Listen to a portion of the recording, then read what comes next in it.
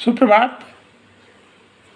मैं डॉक्टर संदीप कुमार त्रिपाठी, सहायक आचार्य हिंदी विभाग, श्री शक्ति डिग्री कॉलेज, शाखाहारी, घाटमपुर, कानपुर नगर। इस वीडियो के माध्यम से आप सभी का स्वागत करता हूं। आज हम सभी इस वीडियो के माध्यम से BA प्रथम वर्ष हिंदी भाषा द्वितीय प्रश्न पत्र के पाठ्यक्रम में सम्मिलित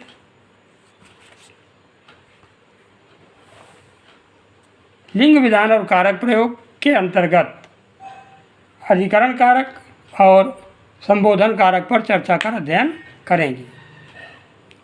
जैसा कि आप मोबाइल पर स्क्रीन पर देख रहे हैं, कारक परिचय के अंतर्गत 7वें सीरियल क्रम में अधिकरण कारक है, उस पर पहले चर्चा होगी। तो आइए देखते हैं कि अधिकरण कारक किसे कहते हैं और कुछ विशिष्ट उद्धरणों के माध्यम से या उदाहरणों के द्वारा इन्हें कैसे समझा जा सकता है। वास्तव में क्रिया के आधार को सूचित करने वाली संज्ञा या सर्वनाम के स्वरूप को अधिकरण कारक कहते हैं। अधिकरण का शाब्दिक अर्थ है आधार, आधार या आश्रय। आश्रय या आधार का मतलब होता है सहारा, वो सहारा जिस पर क्रिया संपन्न हो रही है या आधारित है। अतः हम यह कह सकते हैं कि अधिकरण से क्रिया के होने के स्थान, प्रॉपर प्लेस या उसके आधार का बोध होता है। अधिकरण कारक की विभक्तियों के अंतर्गत में, पय और पर का बोध होता है या आता है। जैसे बच्चा पलंग पर सोता है या सोया है, या बच्चा पलंग पर खेल रहा है। तो जैसा कि यहाँ उदाहरण दिया गया है, बच्चा पलंग पर सोता है। तो यहाँ क्या है क्रिया? सोना। और सोने का सहारा क्या है या सोने का आधार क्या है? पलंग। पलंग वह आधार है जिस पर क्रिया होती है, यानी सोता है क्या? बच्चा। तो यानी यहाँ क्रिया के आधार की जो सूचना संज्ञा सर्वनाम के रूप में है वह है पलंग। तो पलंग पर, पलंग के साथ विभक्ति के रूप में, परसर के रूप में पर लगा हुआ है। तो पलंग आधार है, इसलिए पलंग पर में अधिकरण कारक होगा। दूसरा उदाहरण दिया गया है, वह घर में रहता है। तो वह यहाँ क्या है? वह है सर्वनाम। और क्रिया क्या है? रहता है यानी रहना। तो रहने का आधार क्या है? घर। तो क्रिया के आधार की सूचना संज्ञा और सर्वनाम के जिस रूप में आ रही है वो घर में है। तो रहने क्रिया की संपन्नता, घर का आधार घर है। अतः घर में अधिकरण कारक है जिसकी विभक्ति या परसर्ग में है। तो इसी प्रकार दूसरा उदाहरण ले सकते हैं। बिल्ली मेज पर है, घोड़ा सड़क पर दौड़ता है, बैल जमीन पर बैठे हैं, इस तरह से। तो जैसे कहा गया घोड़ा सड़क पर दौड़ता है, तो दौड़ने की क्रिया कहाँ संपन्न हो रही है? सड़क पर। सड़क वह स्थान या आधार है जो क्रिया, जिस पर क्रिया संपन्न की जा रही है, इसलिए सड़क पर में अधिकरण कारक होगा। अब कुछ चीज़ें और समझ लीजिए। कभी कभी अधिकरण कारक की विभक्तियों का लोप हो जाता है तथा उनके बदले किनारे, आसरे, दिनों, यहाँ, वहाँ, समय इत्यादि पदों का प्रयोग किया जाता है। जैसे इन दिनों वह दिल्ली है, वह प्रातःकाल गंगा किनारे जाता है। तो किनारे किनारे पर का मतलब किनारे में या गंगा किनारे पे, गंगा तट पर या गंगा के किनारे पर जाता है। तो जो पर है उसका लोप है।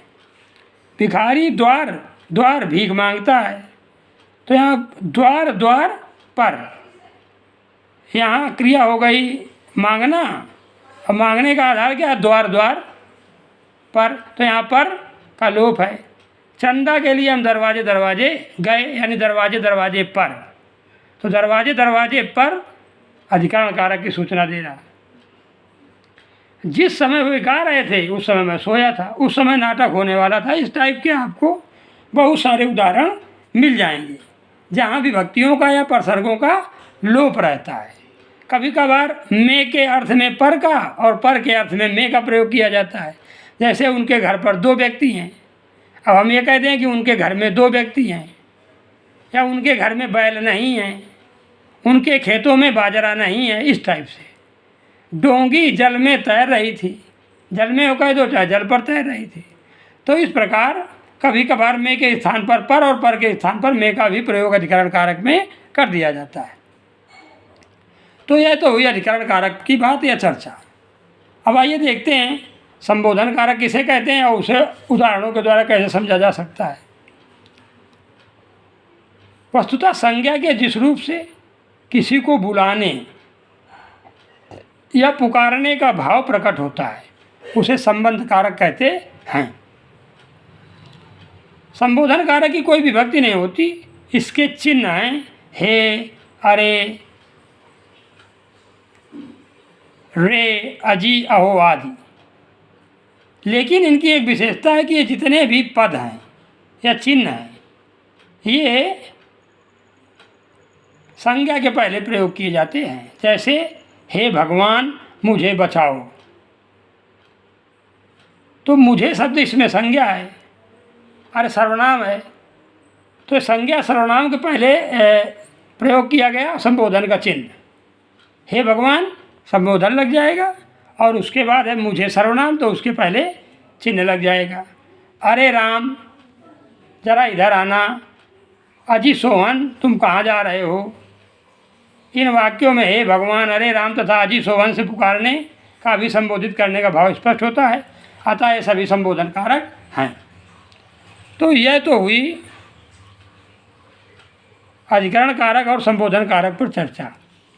अब थोड़ा सा जरा एक आज की इस वीडियो के माध्यम से कल के एक कार्यक्रम की सूचना है जो आईआईटी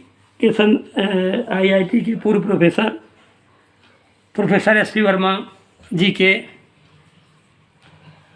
संरक्षण में सोपान संस्था द्वारा शैक्षणिक क्रियाएं संपन्न की जाती हैं। उस पर कल सोपान संस्था की ओर से प्रोफेसर एस.सी. वर्मा जी का एक बड़ा ही महत्वपूर्ण व्याख्यान के रूप में हम सभी शिक्षक शिक्षिकाओं और छात्र छात्राओं के लिए या विद्यार्थियों के लिए शैक्षिक मार्गदर्शन पर कार्यक्रम होना सुनिश्चित किया हुआ है।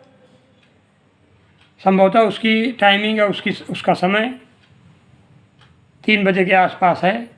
आपको ग्रुप के माध्यम से सूचित कर दिया जाएगा, तो आप